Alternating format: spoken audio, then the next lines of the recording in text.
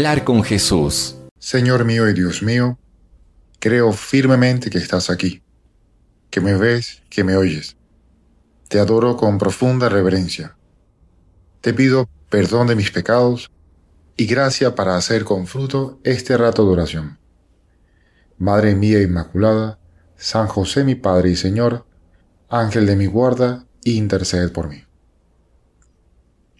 Hoy te traigo una historia edificante y la conseguí en una página sobre adopciones donde la gente subía su testimonio personal del camino de adopción. Obviamente no sé qué tan cierta sea, pero sí te puedo asegurar que es impresionante. En 2008 nació en Etiopía Sami, que nació con una grave enfermedad. Y su madre, obviamente con corazón de madre, recorrió todas las aldeas de alrededor buscando una cura para su hijo antes de que fuera demasiado tarde y falleciera. Y lamentablemente tuvo que abandonar a su propio hijo porque se dio cuenta de que no tenía cómo mantenerlo en esas condiciones. Bueno, entre los planes de Dios estaba una enfermera que lo consiguió y lo llevó a un hospital. Y allí pasó un tiempo. Y justamente en ese hospital fue donde la familia Evans, que son los protagonistas de este testimonio, conocieron a Sami unos 3 años después. Esta familia Evans era una familia católica misionera y decidieron adoptarlo. Y entonces emprendieron la complicada tarea de conseguirle un urgente trasplante de riñón, que era lo que necesitaba para poder seguir viviendo. Esta familia católica, y este dato es importantísimo, ya tenía 9 hijos, por lo que sorprende obviamente la generosidad para adoptar un hijo más.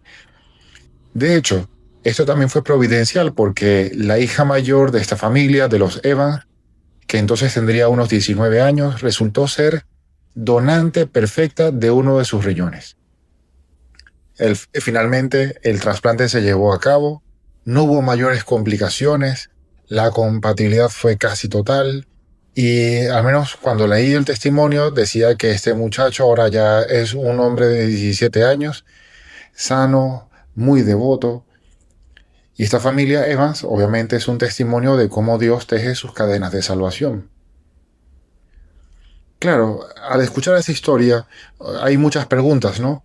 Por ejemplo, ¿qué necesidad tenía esta familia de complicarse la vida así? Uno ve esta familia y dice, mira, esta familia fue ya muy generosa con Dios. Han traído y han criado muy bien nada más y nada menos que 9 niños. ¿Adoptar uno más? ¿Qué necesidad? No sé, yo me imagino que también el propio Sami se preguntaría al tiempo, ¿por qué esta familia me dejó la posibilidad de entrar a formar parte de ella? Bueno, algo muy parecido nos podemos preguntar si meditamos el Evangelio de hoy. Porque cuenta San Lucas que en medio de una jornada intensa de Jesús, su madre y sus hermanos vinieron a él, pero no podían llegar hasta él por causa de la multitud. Y entonces le avisaron, tu madre y tus hermanos están fuera y quieren verte. Y él, Jesús, entonces respondiendo les dijo, mi madre y mis hermanos son los que oyen la palabra de Dios y la cumplen. Este brevísimo pasaje es conocido y es típico pasaje que suele ser interpretado desde tiempos antiquísimos, desde los inicios de la Iglesia prácticamente, por quienes dudan de la virginidad de María. Bueno, obviamente porque aquí se hace mención a unos hermanos de Jesús, los hermanos de Jesús. La Iglesia ya ha dado respuesta clarísima desde hace mucho tiempo. Se puede responder muy fácilmente empleando ejemplos de otros lugares de las Sagradas Escrituras, donde se habla de hermanos, pero en realidad son familiares, con un parentesco diferente al de propiamente la hermandad de sangre. De hecho, ya San Jerónimo, estamos aquí en el siglo IV, expone con ejemplos de la Sagrada Escritura que el nombre de hermano se toma bajo 4 sentidos posibles. Hay hermanos de naturaleza, hermanos de nación, hermanos de parentesco y hermanos de cariño. Y en este caso, pues obviamente San Jerónimo dice que no se refiere a hermanos de naturaleza. En todo caso, aprovecho aquí para hacer algo de publicidad, porque quisiera recomendarte sobre este tema un libro muy útil para nuestra fe, que se llama 50 preguntas sobre Jesús. Este libro sí, se puede conseguir, descargar gratuitamente desde la página web de opusdei.org. Y entonces uno entra a la página, pone allí en el buscador 50 preguntas sobre Jesús y aparece la última edición de ese libro para descargar. Bueno, continuando con nuestra rato de oración, esto que estamos hablando ahora ha sido siempre tema de discusión. Los padres de la iglesia ya interpretaban en los primeros siglos que esto que acabamos de leer en el Evangelio en realidad es una alabanza a María, a pesar de que a primera vista podría parecer que es más bien como un desplante que le hace Jesús a su madre. Pero en realidad, Nuestra Señora está más unida a su Hijo por su perfecto cumplimiento de lo que Dios le pidió que por haber formado en ella el Espíritu Santo, el cuerpo de Cristo. Es decir, que son muchos esos ejemplos en los que nuestra Madre está unidísima a Dios más que por la propia carne, sino por el ser modelo de recepción, de meditación y de aceptación de esa palabra de Dios. Por ejemplo, desde el sí, en el momento del anuncio del ángel que hizo posible la encarnación. También lo observamos en los episodios de la visitación de los pastores a la gruta de Belén, porque allí dice el evangelista, María guardaba todas estas sus cosas, meditándolas en su corazón. O, poco más adelante, también dice el evangelista que después de reencontrar al niño en el templo, María guardaba todo esto en su corazón. Y ciertamente el ejemplo más claro de todos es el de nuestra Madre al pie de la cruz. El sí de María allí en el Gólgota. Y siendo realmente la Madre de Dios, nos queda claro entonces que su verdadero parentesco con Jesús se manifiesta en su semejanza con aquel que también dijo, mi alimento es hacer la voluntad del que me ha enviado. Son más parecidos en esto que incluso en el físico, siendo verdaderamente madre e hijo. Por eso a ti y a mí este evangelio tiene que darnos una gran alegría, porque además de ser un piropo indirecto a nuestra madre, esta es una verdadera madre de Jesús, porque no solamente en que entró en la carne, sino se unió totalmente en la voluntad. Resulta que este evangelio también es una invitación indirecta que nos hace Dios, a ti y a mí, para formar parte de su familia. Porque con esta respuesta de Jesús, a quienes lo están interpelando, nos está ofreciendo un sorprendente camino de adopción. Tú y yo encontramos aquí ese modo de llegar a ser familiares de Dios, gracias a ese sacrificio de Cristo en la cruz, que nos abre la posibilidad de ser familiares, de ser hijos de Dios y llegar al cielo. ¿Y cuál es el requisito? Escuchar lo que Dios quiere decirnos, cumplir su voluntad, hacer la propia.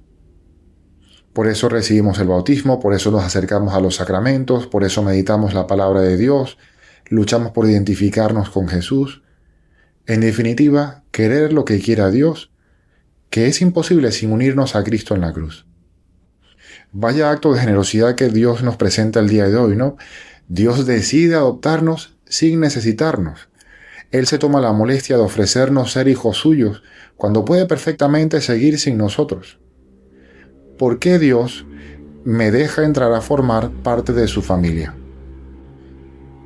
Creo que la única respuesta posible es gracias a ese corazón misericordioso y generoso de Dios. Dios nos adopta y espera que con la gracia y con nuestra docilidad nos parezcamos a su Hijo unigénito. De eso se trata de hecho nuestra vocación cristiana, en la identificación con Cristo, especialmente dejando que la gracia actúe en nosotros, con esa ilusión de llegar un poco más cada día a esa meta en la que podamos decir con San Pablo, ya no soy yo quien vivo, sino que Cristo vive en mí. Por eso, este evangelio nos presenta a Jesús que nos ofrece ese don de ser hijos de Dios, familiares de Dios, pero es también un compromiso, porque escuchar la palabra de Dios y ponerla por obra puede ser muy exigente, pero cuánto ayuda saber que lo podemos ver siempre, no solamente como una exigencia, sino también como un privilegio. Vamos a hacer la prueba. ¿En qué cosas de la vida cristiana nos cuesta obedecer a lo que Dios nos dice?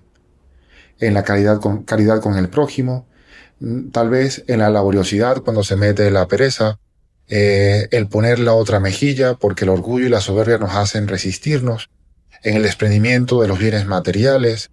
A veces nos cuesta especialmente la vida de oración, que haya verdadero diálogo en esos minutos que le hemos reservado a Dios. Bueno, muchos ejemplos más que, aunque nos cuesten, gracias al Evangelio de hoy, entendemos que podemos ver en todo esto no solo una obligación, sino un privilegio, el de poder escuchar, obedecer y parecernos cada vez más a Cristo. Jesús nos está llamando hoy a ser parte de su familia.